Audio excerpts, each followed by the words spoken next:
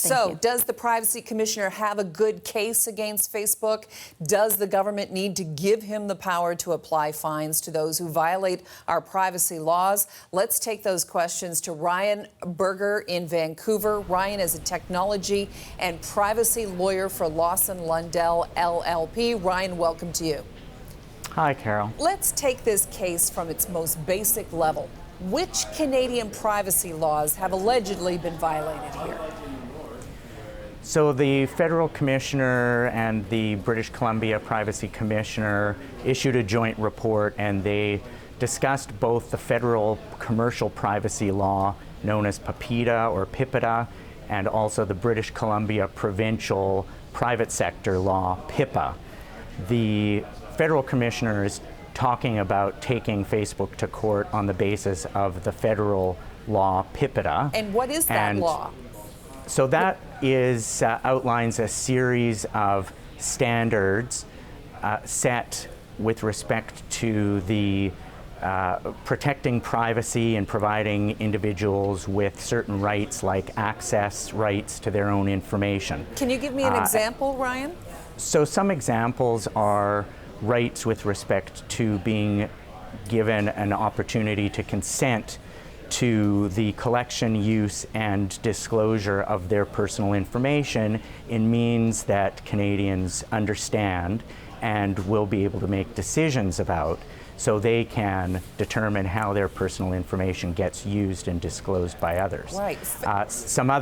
Another important example that's pertinent to this case is requirements on organizations to safeguard that personal information when they have control over it, whether that is in their hands or whether they are giving it to some other service provider or third party to do something with that information. Okay, Facebook is saying, look, you know, we made changes. Here's in fact what they told CBC Radio Canada today. They issued this statement. Here's part of it.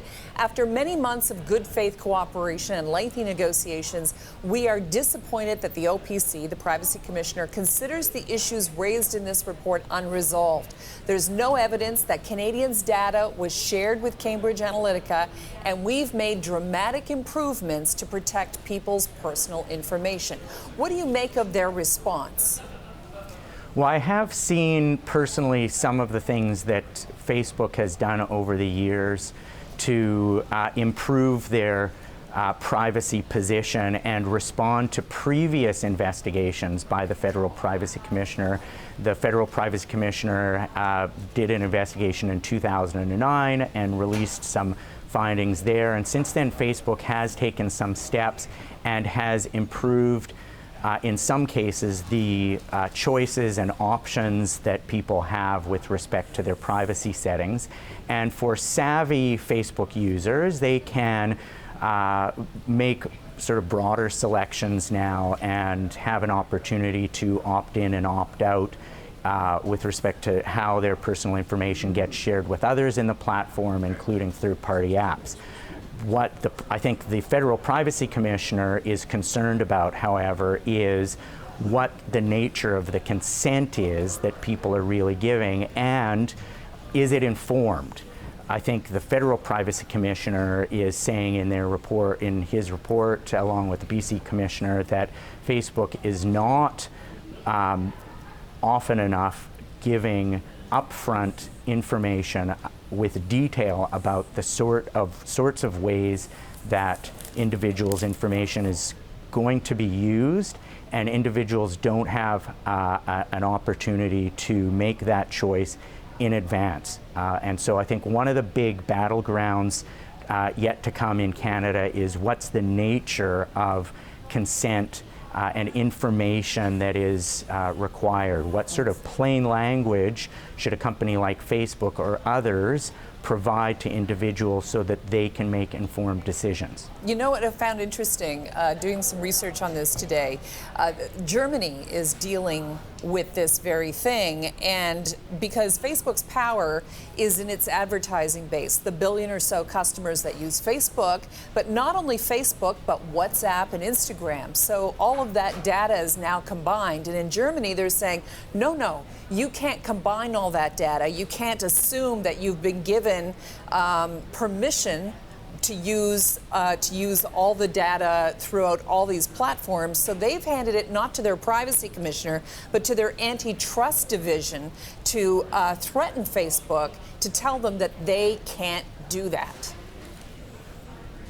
Well, that sort of mechanism may be available in Canada. I'm not a antitrust or lawyer, so I don't know the extent of the powers of those bodies here in Canada. From a privacy perspective, there certainly is room under Canadian privacy law for the Federal Privacy Commissioner to take the position, issue a report, and go to court, as he said that he will, to say that that kind of data sharing requires express consent, especially in the case of Facebook and some of these other platforms where information about direct messages and very personal information gets shared. They're saying that individuals should have an opportunity to have a say in who gets to see that. How will Facebook defend themselves? What do you think the first point of defense will be for Facebook?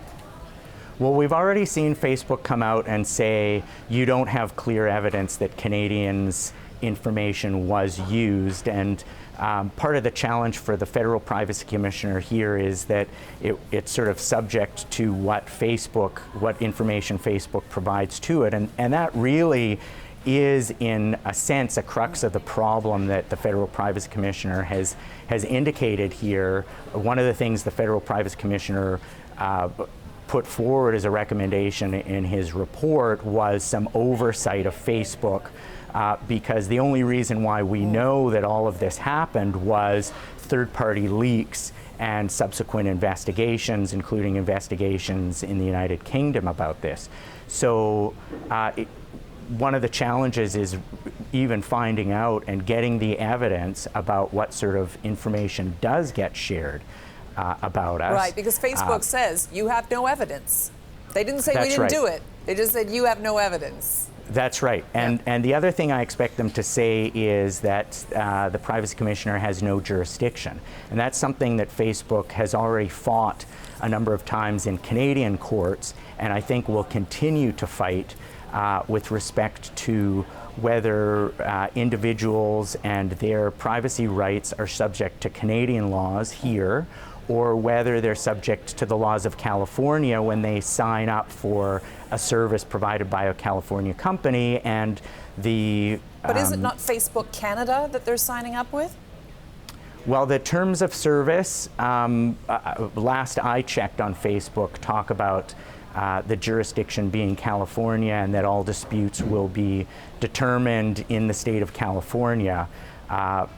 So individuals, whether they know it or not, when they sign up for Facebook, to my knowledge, are saying to Facebook anyway, and I expect Facebook to argue this in court, that the dispute will be adjudicated in California, not in Canada. All right, so this looks like it's going to be a long fight. One quick question before we go. Do you think the Privacy Commissioner should have the right to implement fines? Certainly that's the way the world is going. Europe has taken the lead on this, and there have been significant fines and penalties issued in the last year under the new European data protection laws. And they also have paid attention to some of the smaller social media and local businesses there that are collecting and using sensitive information. So for Canada to fall into line with that, I don't think is out of step with where the rest of the world is going. Okay. And with respect to where technology can take us and the kind of information that is being collected and used in a very granular way, it wouldn't be, I think, out of step for there to be more enforcement powers and some teeth so that regulators can deal with these issues in a timely way. All right, Ryan Berger, technology and privacy lawyer for Lawson Lundell LLP. Ryan, thanks for joining us tonight. Thank you, a pleasure.